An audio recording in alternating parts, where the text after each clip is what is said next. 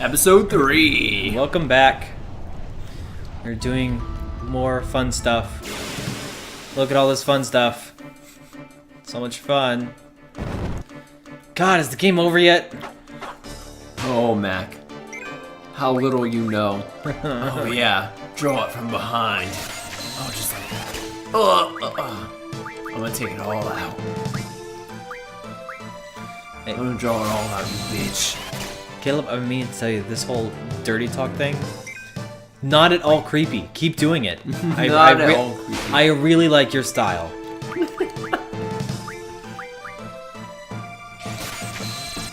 No, I'm gonna draw it from that sweet little mouth of yours. No, I was trying to think of a quote. It was, it was the "You got a pretty mouth, boy." Boy. Pretty much add "boy" to anything and it makes it instantly creepy. What movie is that from? I feel like it's the one with Leatherface. I think there's a lot of movies that say a line to that extent. Yeah, but what's the movie with Leatherface? Like those, like the villains with the Hick family that like, eats people or something like that. Is that Wrong Turn? No. Oh, yeah, with Leatherface. That's Leatherface. Yeah. Fuck. Like I know it. It's on the tip of my tongue, and I know a lot of friends that who were going to hate me for not knowing it. Oh well. Oh well, who cares? Who cares? Leatherface sounds like a supervillain anyway. He is a supervillain. Ow. What's his supervillain on? He's I thought it was like a killer in a movie. he is. That's what it sounded like. Well, what is that? How is that not a supervillain? Well, because the supervillain has to have a superhero that fights him. Okay, never mind then. There's Clayface. That's not Leatherface, but you know, kind of. Yeah, but Clayface is a Batman villain. Well, then there you Who's go. the superhero? The teenager that got killed 30 minutes in? Yes. Sure. Oh my god, it's ISIS again. You keep facing ISIS at every turn. It's everywhere we go! Fox News was right. ISIS is in my living room. Everything they said was true. Bill O'Reilly, you son of a bitch, you were right. Why is your name Bill O'Reilly? He wants it to be. Of course he does. Then he might have some credibility for the first time in his life. Oh!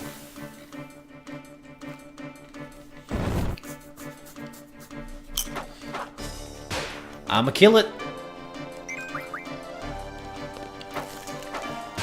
I'ma kill that pretty face. You know, now that I look at it, my mouth ain't so pretty. But I still like it. It is nothing but teeth. I'm still gonna kill it. I'm still gonna kill it, obviously. It's obviously an unnatural abomination. It must be purged. Really? You got nothing to say to that one? I feel like I just kind of gave you an opening there, like for something terrible. I was eating a chip. Actually, when you said Purge, all I could think of was the Purge movies. So I actually haven't seen the Purge movies. Are they any good? I've seen the first one, and the first one really let down its premise. I heard Anarchy really ups its premise. Yeah, and then like the third one, I don't know. The third one looks pretty good, I thought. The second one looks. The second one looks like what the first one should have been. Yeah, basically. Again, I haven't seen any of them, but because like the first one's basically just like a typical slasher flick with like a cool sci-fi premise. The first one is just like the home invasion kind of genre that like every horror movie is nowadays. But the second one is actually, I feel like you get to see the purge, like people out trapped in the purge. Like that makes more sense for a movie. Yeah, I think the third one was pretty cool. Like in the third one, the lone survivor of the first movie is a politician trying to get the purge to end. So like all of her political rivals basically like conspire to kill her during the purge. Right. Yeah. And sort of, I don't know. I felt like that was kind of a cool premise. Yeah, it looked pretty cool. I saw that as a preview in the Deadpool movie. Me too. Side note, Deadpool movie. was fucking amazing. I loved it. Oh my god, I absolutely it was so loved great. it. Best superhero movie. No, it's not the best superhero movie. I guess like in a sense of like humor. Or, Oh well, humor, it's the funniest. It's the funniest superhero movie. I don't know. Like honestly, it's the most enjoyable superhero movie I've seen in a while. I mean, I think my favorite superhero movie is still Watchmen. Yeah, I was gonna but- say like Watchmen exists. Oh my god, Watchmen is like nearly flawless. Yeah, I'd say so. Which is weird because I feel like we're the only two people that even like that movie. What are you talking about? Everybody loves that movie. Really? I don't know anybody that likes that movie. Who doesn't like the movie? Pretty much everyone I know. Except you. Well, then everyone you know are all uncultured swine. Yeah, that's what I'm thinking. I knew everyone was dumb. My mom was right. Everyone, I am smarter than everyone The thing is, like, else. everyone used like the complaints. Everyone used the same complaints they have about Sucker Punch on Watchmen. Why? I don't know. Like the biggest thing I hear is like it's too animation heavy. It should have been more live action. And I'm like, what? I'm like, it works for a comic book movie. Like, I kind of like the fact that it doesn't look always real all the time. I like the stylized nature of it. Yeah. The comic book itself is stylized. I honestly liked Watchmen, the movie, better than I liked Watchmen, the comic. And no, that's like heresy, but say that the movie is better, but I thought it was. I think the way they changed the end makes a bit more sense, and it's less like out of left field. It's mostly the ending that I'm thinking of, because other than that, it was pretty much a spot-on adaptation. So the ending was the only thing that really changed. I remember and I thought the ending was much better in the movie than it was in the book. I remember when we watched the extended cut after we saw it on IMAX, Mm-hmm. And like you really like the fact that they put it in the monologue Rorschach has, where he questions not whether or not Ozymandias is More homosexual. goddamn tutorials! It's something I've already actually done. God damn it, tutorial! You keep interrupting my sentences. All right, sorry. Extended cut after we saw IMAX. Go. Well, I just remember you really liking it because it included the monologue Rorschach has, where he debates whether or not Ozymandias is a homosexual. I don't remember that at all. It's been a long time since I've read and watched Watchmen. Oh god, let's watch all Watchmen like 2 months ago. It's still great. It's still great. I own the It's book. way better than fucking Age of Ultron.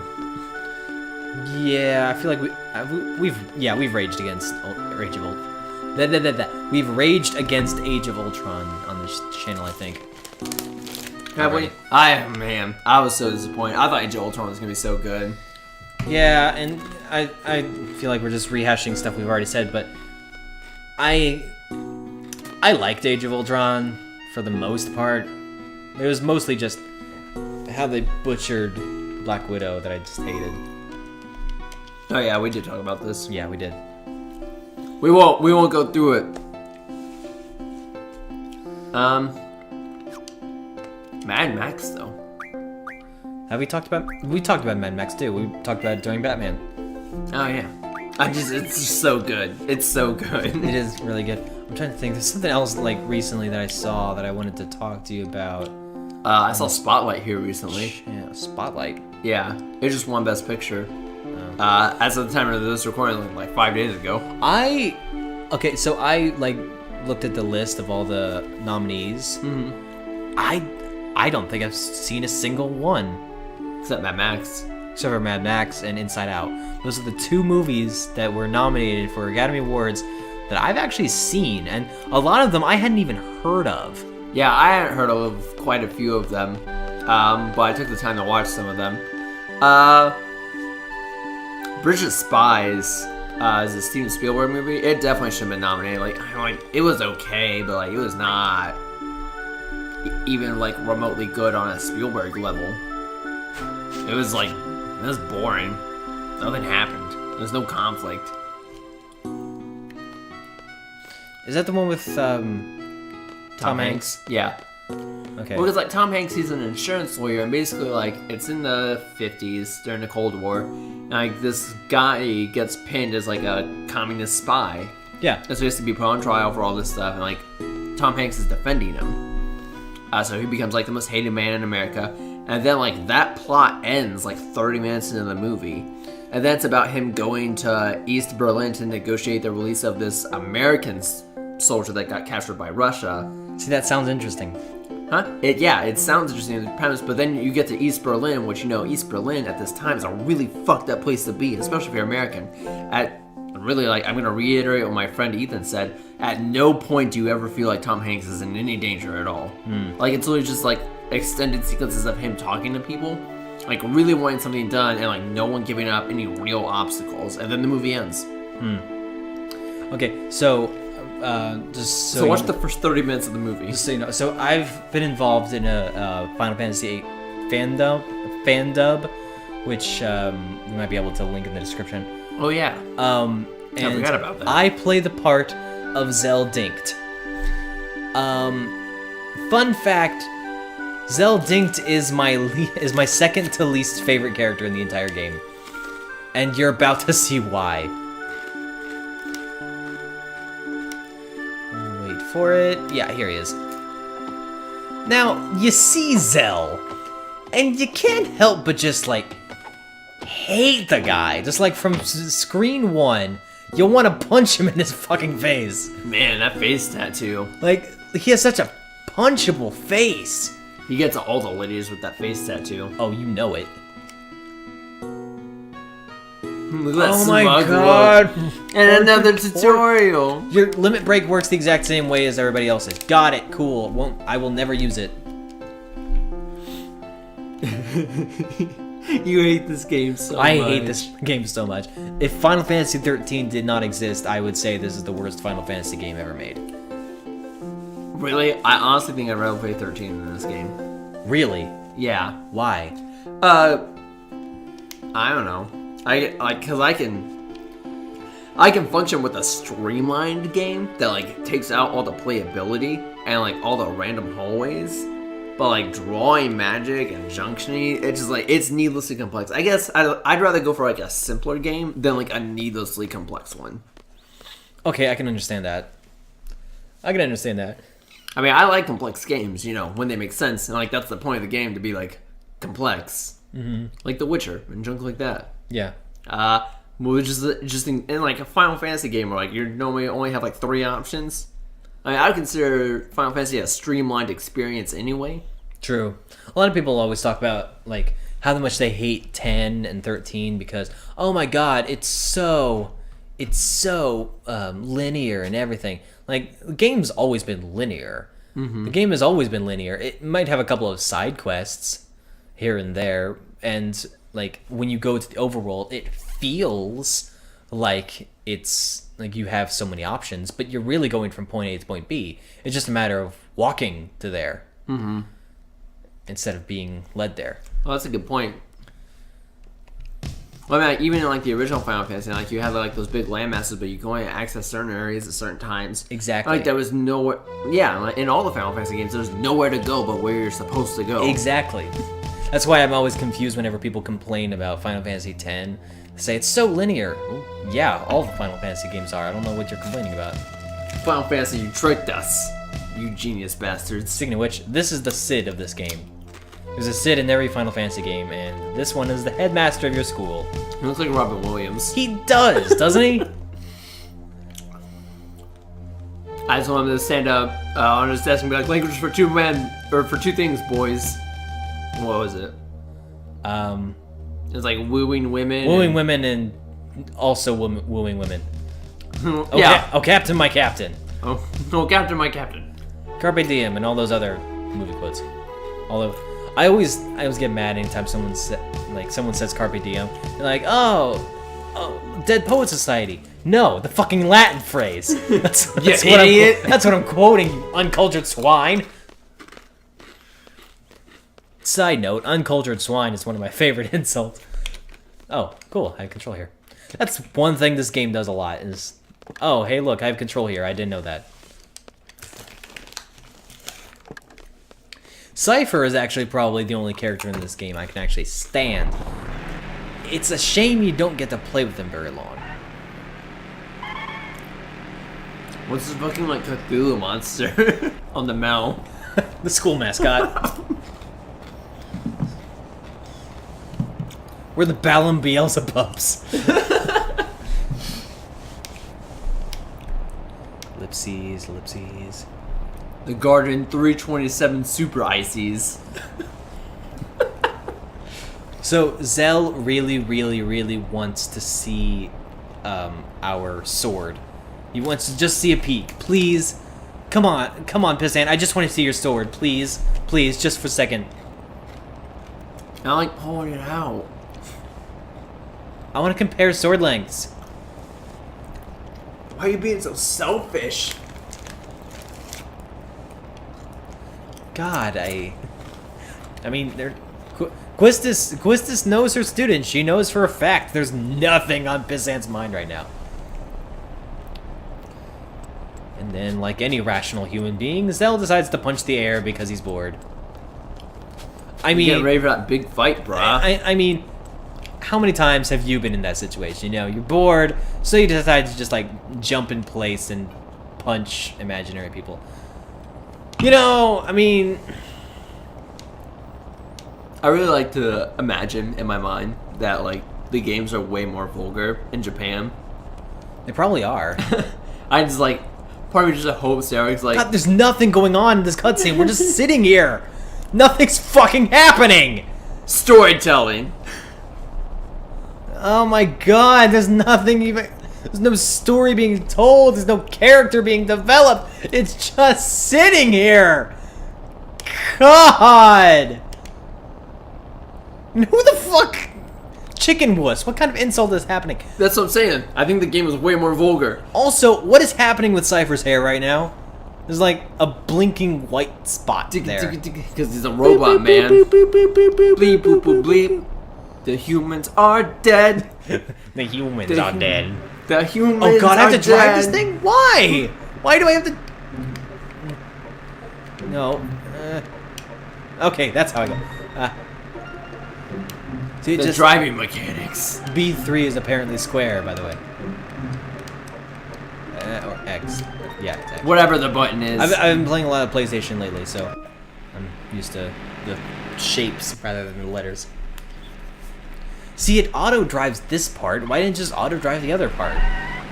Because that wouldn't have been fun, Mac. It would have been a game. It would have been a movie. Don't you want to play the game? This game doesn't... You don't play this game. You just hurt yourself with it. This game is the ultimate form of autoerotic asphyxiation. The original case came with a rope. The figure just want to get it over with, you know. And the instructions to use the rope, it just said, you know. And then about this point in the game, you're just like, I get it. I get the rope now. I understand now. It's all so clear to me.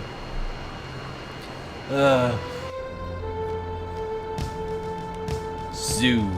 Okay, so I just want to clarify.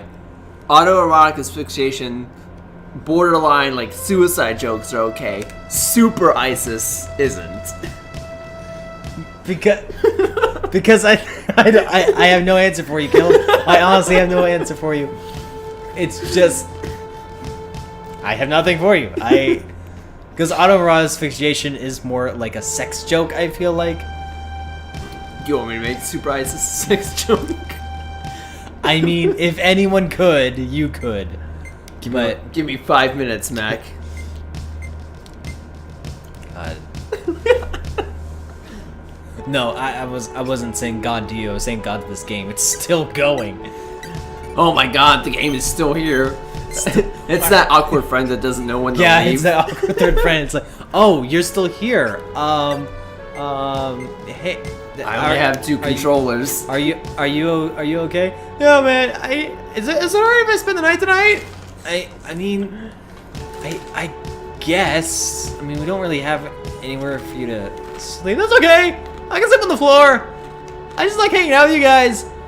Oh God. Damn it, Jerry. Damn it, Jerry. Jerry's just like, wah! Because he's our lightning bird thing. Yeah. In case you guys weren't following the other episodes, Jerry's our lightning bird. In case you started with episode 3 for some reason. For some reason. You dummy! Any questions? Talk to Quistis. Oh, Quistis, I have so many questions. Why being the first one? Alright, so I think we'll... Oh god, do nothing. I don't want to read the dialogue anymore. I kind of want to do nothing. Okay, so we'll do nothing next time on Uber Meet.